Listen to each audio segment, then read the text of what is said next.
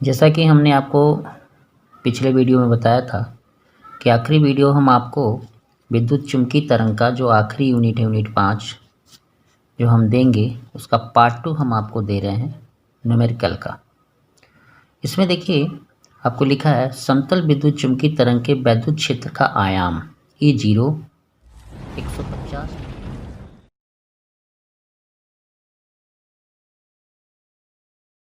प्रति कूलाम है तथा आवृत्ति म्यू बराबर 50 मेगाहर्ट्ज है। तरंग के दोलनीय चुंबकीय क्षेत्र का आयाम, देखिए चुंबकीय क्षेत्र का आयाम बोला, यानी ये आपको बोला B0 का मान ज्ञात करने के लिए यहाँ लिखा भी है। कोणीय आवृत्ति मतलब ओमेगा का मान, ठीक है।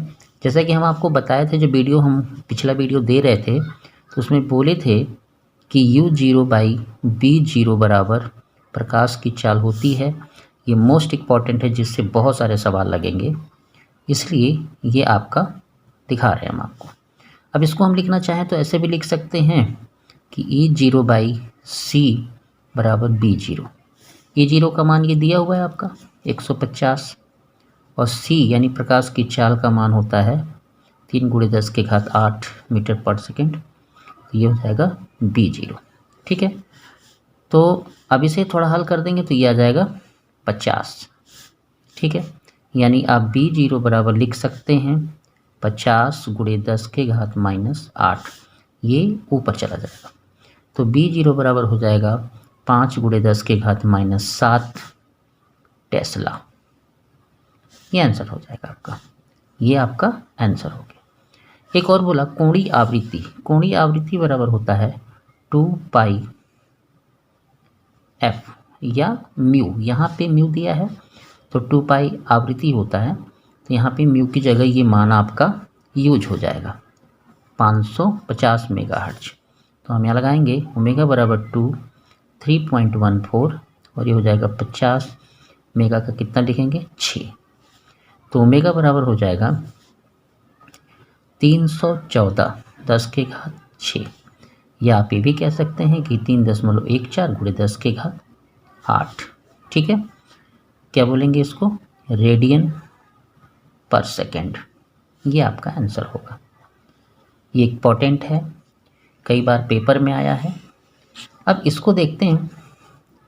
सवाल है आपका, लिखा है 30,000 तरंग दैर्ध्य, 30,000 एंगस्ट्रॉम का तरंग दैर्ध्य, यानी लैम्डा हो जाएगा आपका 30,000 एंगस्ट्रॉम। चुंबकीय तरंग की आवृत्ति बतानी है। आवृत्ति मतलब यफ कह लीजिए, म्यू कह लीजिए, है ना। आवृत्ति बराबर क्या होता है, आवृत्ति चलिए ऐसे समझते हैं। v बराबर आप वेग बराबर क्या लिखते हैं, ये आता आपका आवृत्ति गुणे तरंग दैर्ध्य, तरंग दैर्ध्य। चूँकि ये प्रकाश की चाल है तो हम c बराबर लिख सकते हैं म्यू लैम्डा।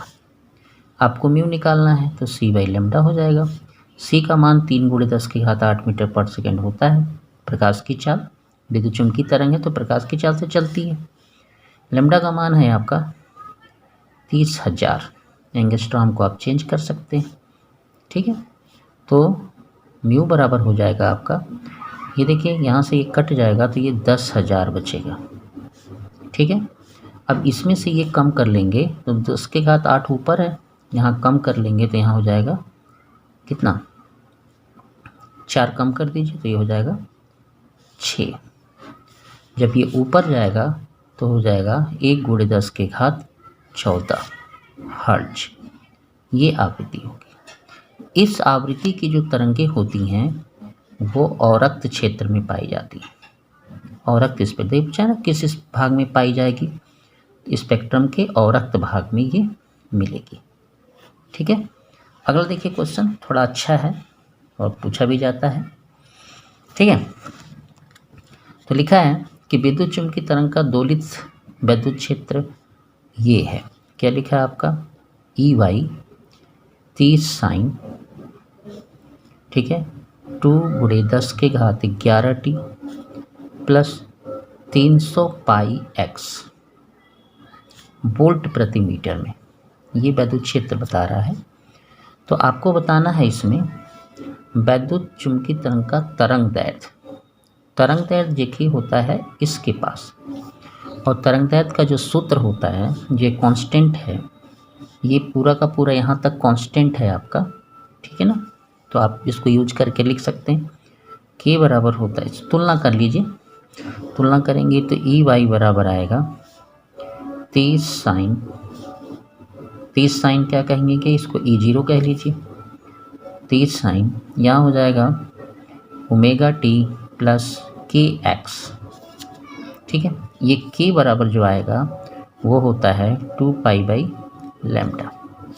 यहाँ के का मान आपको खूब समझ में आ रहा होगा कि 300 पाई होगा। यहाँ से तुलना करेंगे तो के बराबर कितना आएगा 300 पाई, तो आप 300 पाई यहाँ लगा लीजिए, 2 पाई लगा लीजिए, लैम्डा लगा लीजिए, ठीक है। तो कितना आ जाएगा आपका, ये कैंसिल हो जाएगा, तो लैम्डा बराबर आएगा 2/300, ठीक है।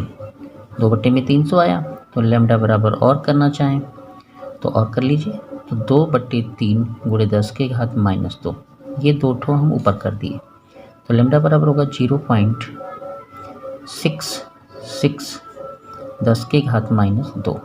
थोड़ा और हल कर देंगे तो 6.6 × 10 के घात -3 मीटर, ये आपका आंसर हो जाएगा एक भाग का इसका। चुंबकीय क्षेत्र का आयाम बोला है, तो चुंबकीय क्षेत्र का आयाम जैसा कि हम आपको बताए थे कि E0/B0 बराबर होता है C के बराबर। यहाँ पे अगर आप तुलना करेंगे तो यहाँ E0 का मान कितना मिल रहा है, 30 मिल रहा है, तो आप E0 का मान 30 लिख दीजिए। चुंबकीय क्षेत्र का आयाम वो पूछ ही रहा है, ये चुंबकीय क्षेत्र मतलब B0 पूछ रहा है, तो ये हो जाएगा 3 × 10⁸। अब B0 बराबर अगर हम लिखना चाहेंगे तो 30 बटे ये हो जाएगा 3 × 10 के घात 8, ये हो जाएगा 10, तो B0 बराबर हम लिख सकते हैं 10 × 10 के घात -8, तो B0 बराबर लिख सकते हैं 1 × 10 के घात -7, ये हो जाएगा आपका टेस्ला, ठीक है। ये आपका आ गया चुंबकीय क्षेत्र, यानी इसका आंसर हमने आपको दे दिया। अब बोला है कि चुंबकीय क्षेत्र का समीकरण लिखने के लिए, तो देखिए ये जो लिखा हुआ है इसका समीकरण आ जाएगा किस पे, जेड पे, तो ये हो जाएगा आपका B0, बाकी सब तो यही लेना है आपको, B0 साइन हो गया 2 × 10 के घात 11t प्लस 300 पाई x, ये भी हो गया। तो BZ बराबर हम लिख सकते हैं, ये जो मान आया है वो यहाँ डाल दीजिए, बाकी तो एक ही कला में चलती है तो कोई दिक्कत है नहीं। तो आपका जो समीकरण आएगा यही आएगा, ये इसका आंसर समीकरण होगा, ठीक है। अब अगला देखते हैं, एक सवाल और लिखा है, ये लिखा है कि वैद्युत क्षेत्र का मान ये है, वैद्युत क्षेत्र का जो मान है, यानी ये मान वैद्युत क्षेत्र, एक समतल विद्युत चुंबकीय तत्व का वैद्युत क्षेत्र, ये गलत लिख गया है, ये हर्ट्ज, अच्छा आवृत्ति है, सॉरी, वैद्युत क्षेत्र की इतनी आवृत्ति है, ठीक है। तो आवृत्ति आपकी दिया है म्यू बराबर कितनी, 2 × 10 की घात 12 हर्ट्ज की।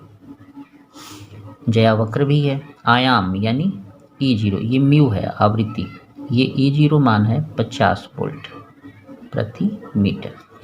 औसत ऊर्जा घनत्व आपको बतानी है, ठीक है। तो यहाँ देखिए आवश्यक ऊर्जा घनत्व जो वैद्युत क्षेत्र का होता है हाफ ε0 E का स्क्वायर होता है, ठीक है इतना। अब एक बात और देख लीजिए कि μ0 जो E है हाफ ε0, हम इसको लिख सकते हैं E0/√2 का स्क्वायर, ये होता है, ये औसत मान का शिखर मान से ये संबंध होता है। तो ये UE बराबर हो जाएगा हाफ μ0, यहाँ पे आप E0 स्क्वायर कर सकते हैं, ये 2 हो जाएगा, ये बात आपको समझ में आ गई। अब इसको हम हल कर देते हैं मान डाल के, इसका मान होता है 886 और जेड का जो ये ई का जो मान है आपका वो है 50 गुणे 50 दो बार, और इसमें 2, ये 4 आ गया आपका। 4 से भाग देंगे तो 4 दूना 8, 4 दूना 8, 4 एकम 4, यानी यू ई बराबर आएगा, ये आपके कैंसिल होंगे तो 2.21, ठीक है ना। इतना तो आप कर सकते हैं। ये 2 है आपका, ये अलग है, ये हो जाएगा आपका, ये पावर आप लगाइए,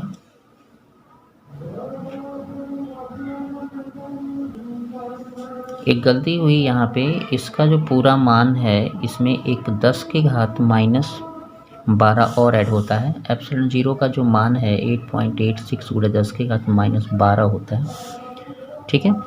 तो ये आपका 10 के घात माइनस 12, 50 गुणे 50 आप इसको कर सकते हैं, ठीक है। तो थोड़ा और हल करते हैं इसको, तो यू ई बराबर हो जाएगा आपका, ये 25, देखिए ये 2 सुनना की वजह से ये 2 2 1 हो जाएगा और ये 25 हो जाएगा, ठीक है, गुणे 10 के घात माइनस 12। तो यू ई बराबर हो जाएगा 25 एकम 25, 25 दूना 50, 50 दो 52, और 25 दूना 50 और 5, 50 5 55, ठीक है। तो आपका आएगा 10 के घात माइनस 12, 3 अंक बैक कर देंगे तो यू ई बराबर हो जाएगा 5.52, 10 के घात माइनस 9, ये मान आएगा जूल प्रति मीटर स्क्वायर में, ये इसका मात्रक होता है। आंसर हुआ, ठीक है। अगला देखते हैं, ये अच्छे सवालों में से एक है, लिखा है समतल विद्युत चुम्बकीय तरंग का अधिकतम चुंबकीय क्षेत्र तीव्रता, यानी ये आपको दिया है B0 का मान अधिकतम, ऊपर वाले में अधिकतम नहीं था तो हमने अधिकतम आपके लिए निकाला था। विद्युत क्षेत्र का अधिकतम तीव्रता, यानी आपसे पूछा E0 का मान, दोनों यानी विद्युत क्षेत्र और चुंबकीय क्षेत्र की संगत ऊर्जा पूछा, ऊर्जा घनत्व पूछा, तो एक आपको यू ई निकालना पड़ेगा जो अभी आप निकाल रहे थे, एप्सिलॉन 0 ई का स्क्वायर, E0 का स्क्वायर आप कर रहे थे, ई का स्क्वायर, ठीक है। और दूसरा वाला जो निकालना था आपको, E0 का स्क्वायर था ना,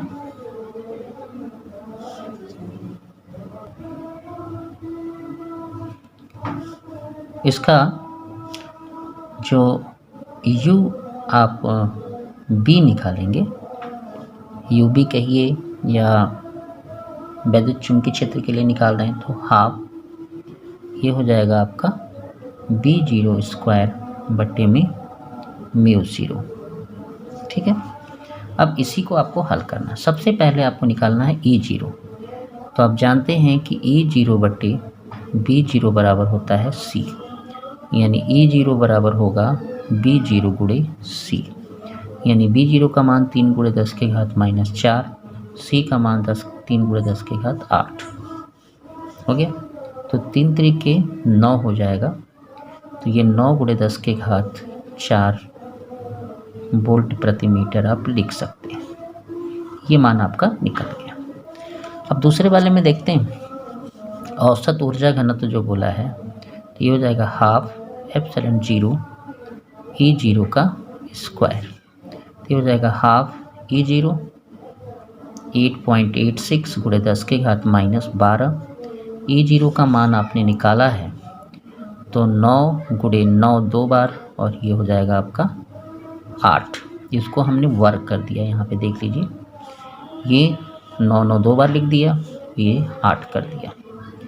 अब इसको थोड़ा हल करना चाहें तो हल कर सकते हैं, तो ये आ जाएगा, काट लीजिए यहीं पे, 2 चौके 8, 2 चौके 8, 2 3 6, यानी आएगा 4.43 गुणे 9 गुणे ये और माइनस 4, ठीक है।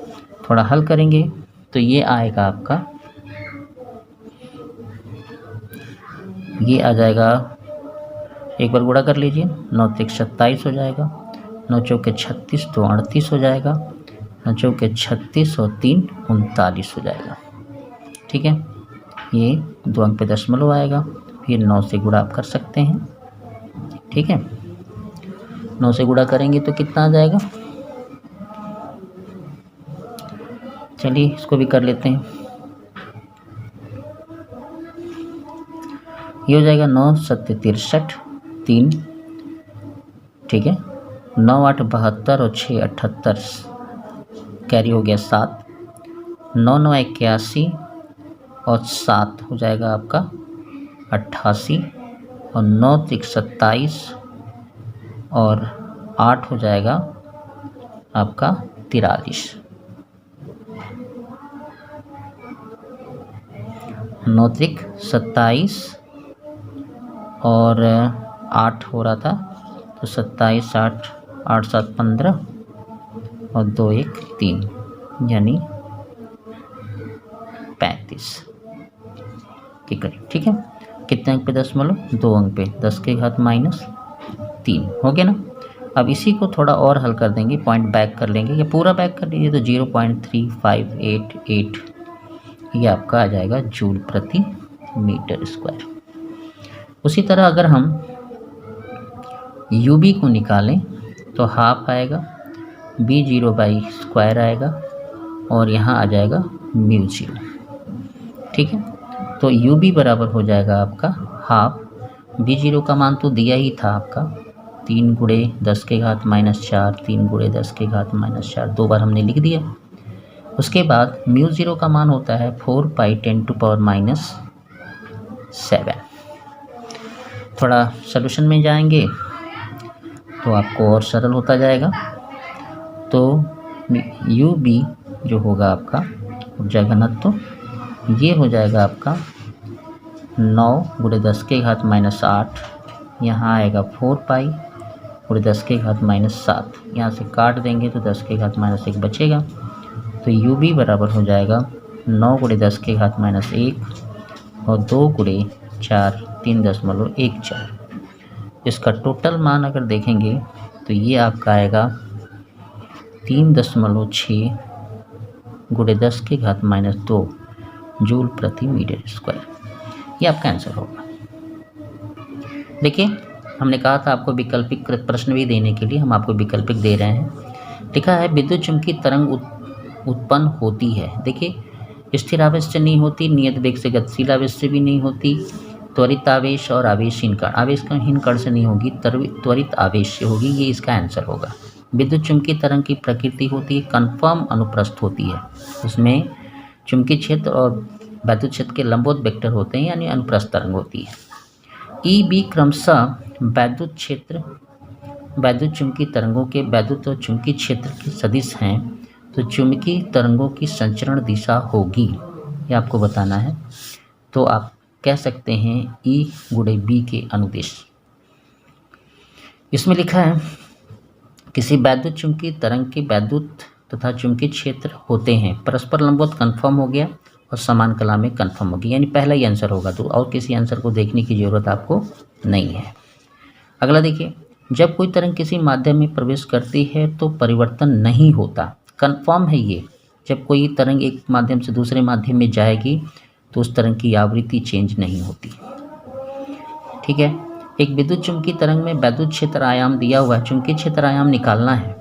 तो इसके लिए तो आप इस फार्मूला कर रहे थे पीछे, वो A0/B0 होता है C के बराबर। आपको वैद्युत क्षेत्र आयाम दिया है, यानी वैद्युत क्षेत्र ये दिया हुआ है, तो ये दिया है 6, और इसको अदला बदली कर लेंगे तो 3 गुणे 10 के घात 8 बराबर हो जाएगा B0, यानी 3 दूना 6 हो जाएगा। 2 गुणे 10 के घात -8 जहाँ होगा वो आपका आंसर सही होगा। तो ये आपका आंसर सही होगा, 2 गुणे 10 के घात -8 टेस्ला।